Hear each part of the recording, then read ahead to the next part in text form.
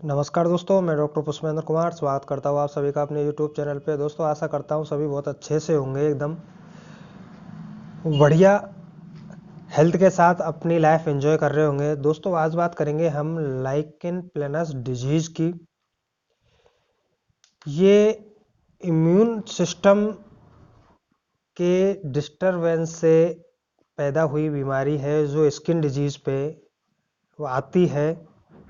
यानी कि हमारा जो इम्यूनिटी होती है, इम्यून सिस्टम होता है, वो स्किन पे म्यूकस मेम्ब्रेन पे हमला कर देता है, उसकी वजह से ये डिजीज़ बनती है। शुरुआत में ये इस तरीके से होती है जैसे नॉर्मल अपने खास खुजली जिसको हम बोलते हैं, रेप्सन बोलते हैं। इसमें पर्पलिश कलर की या ब्लैक ब्लैक कलर की स्किन हो जाती है, इसमें इचिंग आ जाती है। इसका अपने थोड़े छोटे छोटे स्किन के टुकड़े से हटते रहते हैं, इनको स्कार्स अपन बोलते हैं, या वार्ड्स की तरह मस्से जैसे उभरे हुए दिखते हैं। शुरुआत में ये डिजीज ऐसी लगती है कि जैसे वाट्स की तरह हो रही, तो मुझे वाट्स हो रहा है। तो नॉर्मली जो जनरल ट्रीटमेंट अपना होता है वही सब यूज करते हैं। किसी किसी भाई को जब ये पुरानी होती चली जाती है तो नाखूनों में भी आ जाती है, नाखून भी एक तरीके से क्रैक्स हो जाते हैं, कटने लग जाते हैं बीच में से, या ब्लैक ब्लैक कलर के हो जाते हैं। उनका जो ग्रोथ है वो बहुत स्लो हो जाता है।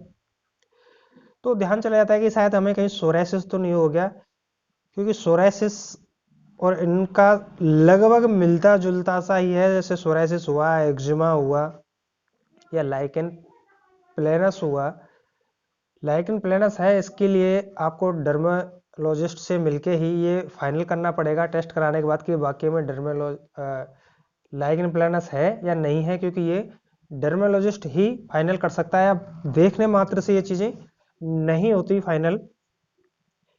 बाकी कभी हम सोराइसिस का ट्रीटमेंट लेने लग जाते हैं, कभी एक्जिमा का ट्रीटमेंट लेने लगते हैं, या जो भी स्किन डिजीज के लिए अपने ट्यूब वगैरह आते हैं, जो मेडिसिन आते हैं, ऑइंटमेंट्स आते हैं, उनको अपन लगा लेते हैं, लेकिन ये सही नहीं होते।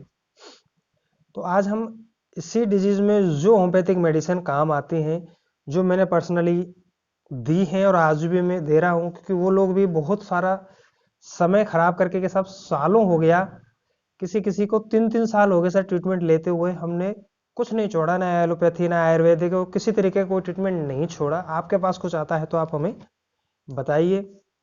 लेकिन वो ये फाइनल पहले ही करके लाते हैं कि हमें ये डिजीज है, क्योंकि शुरुआत में हमें भी देखने को ये लगता है कि जो ट्रीटमेंट हम जनरली देते हैं वो दे देते हैं, लेकिन उससे कोई खास आराम नहीं आता। इसमें खुजली चलती है, रात को ज़्यादा, यानी कि अंडरड्रेसिंग करने से ज़्यादा बढ़ सकती है। ब्लैक ब्लैक कलर के होते हैं, किसी किसी के तो स्किन इतनी गल जाती है कि वो शूज सॉक्स तक नहीं पहन पाते, खाना तक नहीं खाते कि सर इनको जैसे ही हम फोल्ड करते हैं उंगलियों को तो क्रैक्स आते हैं, भयंकर पेन आ जाता है, खाना नहीं खाया जाता। किसी को ओरल कैविटी में बहुत ज़्यादा दिक्कत हो जाती है, छाले से उबार आ जाते हैं।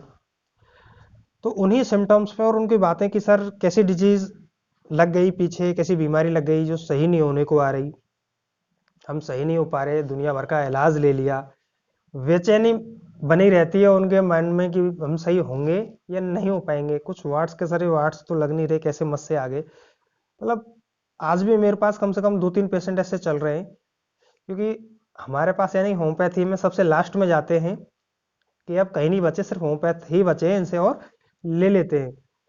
लेकिन जो एलोपैथी डॉक्टर्स जो बोलते हैं वो कहते हैं कि भाई इसका प्रॉपर इलाज तो सच में कहीं भी नहीं है, होम्योपैथी में भी है 100% सही हो जाए। ये मेरे लिए तो कहना बहुत मुश्किल होगा, लेकिन वो भी एंटी हिस्टामिन करके इस तरीके के कुछ मेडिसिन आती है, कुछ स्टेरॉयड आते हैं जो उनको वो देते हैं कि भाई ये है। लेकिन कुछ डॉक्टर तो वाकई में पहले से ही बता देते हैं कि ये कुछ समय का ट्रीटमेंट है जो रोकथाम कर लेगा, बाकी इसको हम ज़्यादा नहीं खिला सकते, क्योंकि इनके स्वयं के भी गलत असर आ सकता है, साइड इफेक्ट आ जाते हैं। कुछ डॉक्टर्स दे देते हैं कि भाई जितना होता है उतना आप खा लीजिए, बाकी आप और किसी पैथी में आप यूज कर सकते हैं, आयुर्वेदिक में या होम्योपैथी में। कुछ डॉक्टर्स सीधे ही होम्योपैथी का नाम ले लेते हैं कि जो हमारे पास था हमने दे दिया, अब डायरेक्ट आप होम्योपैथी खाइए, वो इसकी रोकथाम कर सकते हैं, क्योंकि हमारे पास जो था वो नुकसान कर सकता है आपको।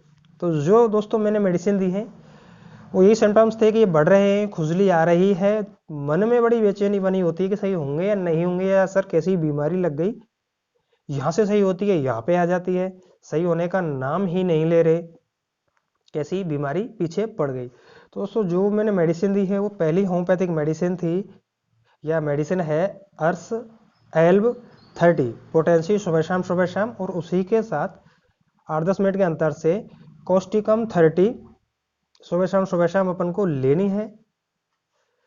इन मेडिसिन ने 1 से 1.5 महीने में उन पेशेंटों को 70-80% फायदा कर दिया, यानी कि जो क्रैक्स था वो खत्म हो गया, नए आना नाम मात्र का हो गया है। जो स्किन बिल्कुल खराब हो गई थी, लग रहा था गल गई, अच्छे से एक नॉर्मल स्किन आने लग गई है। जो वाट्स थे जिन भाइयों को, वो वाट्स थम गए, जो आ रहे थे नए बिल्कुल भी नहीं आ रहे, जो पुराने हैं वो रुक गए।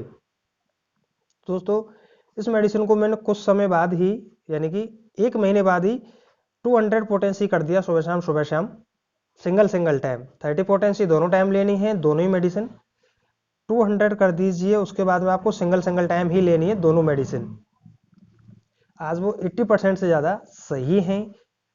यही मैंने लाइकेन प्लैनस डिजीज में जो रिजल्ट्स देखा है इन 2 मेडिसिनों का, वही मैं आज आपके साथ आज शेयर कर रहा हूँ।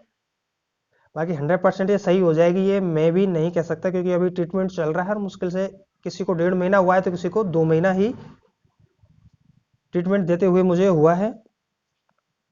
तो इसकी यही 2 दवाइयाँ बेहतर परिणाम दे रही हैं। बाकी जिस भाई को जलन और खुजली आ रही हो, यानी कि जलन भी आ रही है और खुजली भी आ रही है, वो इन 2 मेडिसिन के साथ कैंथेरिस 30 यूज कर सकते हैं, क्योंकि ये जलन और खुजली की एक बहुत अच्छी दवाई मानी जाती है कैंथेरिस, और अच्छे रिजल्ट देती है, उस जलन को और खुजली को कम कर देती है।